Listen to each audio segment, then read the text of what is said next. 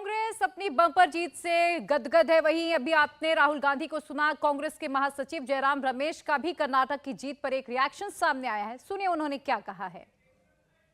देखिए, अक्टूबर के महीने में 23 दिन के लिए भारत जोड़ो यात्रा कर्नाटक से निकला, 7 जिलों से निकला, 21 असेंबली कंस्टिट्यूएंसी सीटों से निकला और तब से ये साफ हो गया था कि चुनाव के समय बदलाव होगा।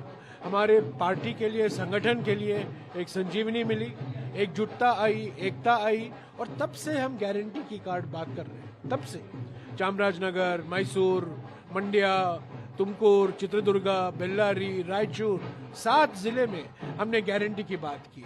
न हमारा प्रचार जो था, रणनीति जो था, न केवल बीजेपी हटाओ, न केवल 40% कमीशन सरकार को हटाओ, बल्कि हम करेंगे क्या। आखिरी वक्त पर हमने गारंटी नहीं दी, आखिरी वक्त पर हमने कोई वादे नहीं किए। 5 महीने से हम कह रहे हैं कि ये हमारे 5 गारंटी है। इस गारंटी के आधार पर अब कांग्रेस को फिर से जनादेश दीजिए और मुझे खुशी है कि फिर से हमें जनता का विश्वास और जनादेश मिला। आप ही कह रहे हैं कि भारत जोड़ो यात्रा का कि पहला स्टेट है जो कोल बाउंड गया है कर्नाटक। देखिए, भारत जोड़ो यात्रा के जो कुछ आंकड़े दे दूं मैं आपको। 21 असेंबली कंस्टिट्यूएंसी से हम गए, उसमें से मेरे याददाश्त सही है तो हमारे सिर्फ केवल 4 सीटें थी कांग्रेस की। अभी आज देखिए 21 में से मैं समझता हूं 17 या 18 हम जीते हैं।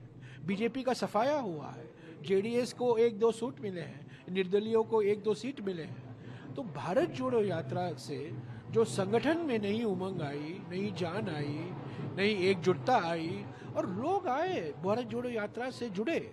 और भारत जोड़ो यात्रा का जो संदेशा था, हमारे 3 संदेश थे भारत जोड़ो यात्रा में। आर्थिक विषमताओं के खिलाफ, सामाजिक ध्रुवीकरण के खिलाफ और राजनीतिक तानाशाही के खिलाफ।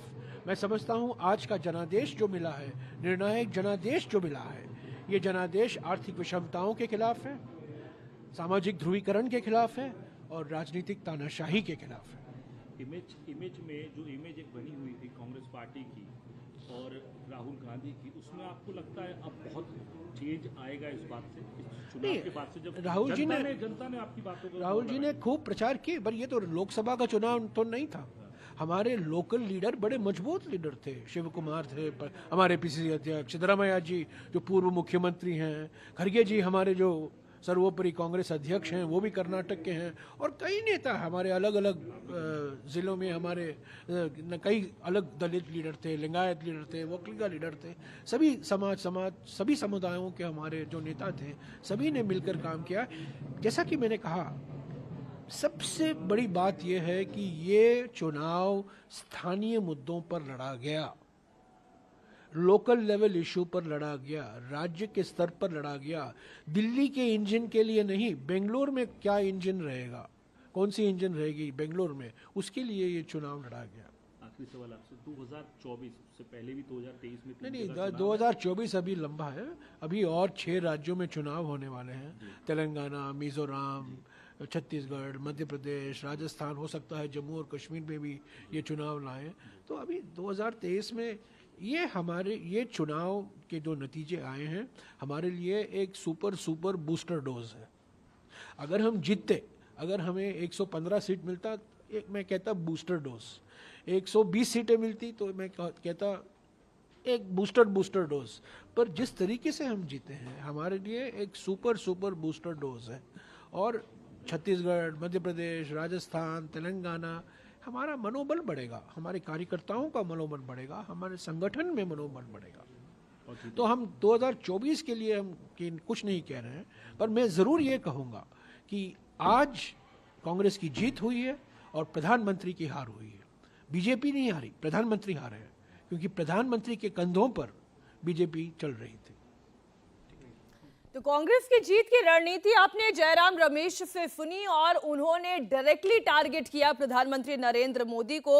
उन्होंने कहा कि कांग्रेस तो जीती है, लेकिन ये प्रधानमंत्री नरेंद्र मोदी की हार है, क्योंकि उनके कंधे पर कर्नाटक का चुनाव भारतीय जनता पार्टी ने लड़ा। उन्होंने साथ ही ये भी कहा कि हमने लोकल इश्यूज पर चुनाव लड़ा, हमारी रीजनल लीडरशिप बड़ी स्ट्रांग थी और लगातार हम उन मुद्दों के ऊपर अपने ध्यान को केंद्रित करके चलते रहे जो कर्नाटक के बेसिक इश्यूज से जुड़े हुए थे। और इसलिए जयराम रमेश की अगर हम बात को आगे बढ़ाते हुए राघवन आपके पास आए, ये एक क्लियर मैसेज था कि अगर कांग्रेस पार्टी अपनी रीजनल सेंट्रिक रणनीति के साथ आगे बढ़ती है तो पार्टी के लिए जीत मुमकिन है, संभव है। जी बिल्कुल, देखिए अगर संगठन की बात कर लें, ग्राउंड पर हमको संगठन बहुत मजबूत नज़र आया। जो स्टेट लीडरशिप है, चाहे वो सिद्धरामैया हो, डीके शिव कुमार हो, खरगे जो वहाँ के रहने वाले हैं, एआईसीसी प्रेसिडेंट हैं, एक यूनाइटेड फाइट हमें वहाँ पर देखने को मिली। लेकिन क्या ये यूनिटी सीएम चुनने के लिए भी बरकरार रहती है, ये आने वाले कुछ घंटों में साफ होगा। जिस तरह से बयान आ रहे हैं दोनों ही खेमों से, लगता है ये चीज़ आसान होने वाली नहीं। और मैं आपसे ही राघवन समझना चाहती हूँ, चूंकि मल्लिकार्जुन खड़गे ने कहा कि पूरा एक प्रोसेस होता है, हाईकमान इसका निर्णय करेगा, लेकिन अब इस प्रोसेस में निर्णय कौन करेगा? हाईकमान कौन? क्या सोनिया गांधी, क्या राहुल गांधी, क्या प्रियंका गांधी? क्योंकि एक लंबे अरसे के बाद सोनिया गांधी भी मैदान में गई कर्नाटक में, जैसे कि मल्लिकार्जुन खड़गे ने भी जिक्र किया कि उनकी तबियत खराब थी, बावजूद इसके प्रचार किया। इस वक्त आला कमान कौन?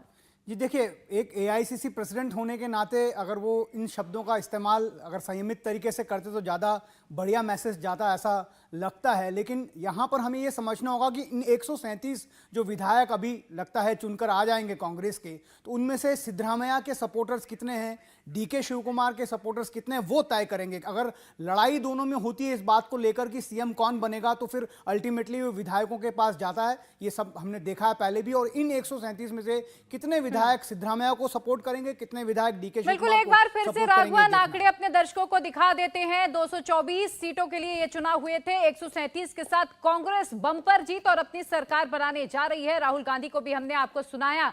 वहीं बीजेपी की बात करें तो 63 सीटों पर ही आंकड़ा रुक गया। हालांकि बीजेपी भी ये कहती रही है कि कर्नाटक में हम 150 का आंकड़ा पार करेंगे, लेकिन ऐसा हुआ नहीं। जबकि अगर पिछले 4 महीनों की बात करें तो यहां पर खुद प्रधानमंत्री नरेंद्र मोदी लगभग 13 बार आए, लेकिन वो करिश्मा शायद नजर नहीं आया जमीन पर जो कार्यकर्ताओं से उम्मीद की जा रही थी बीजेपी के।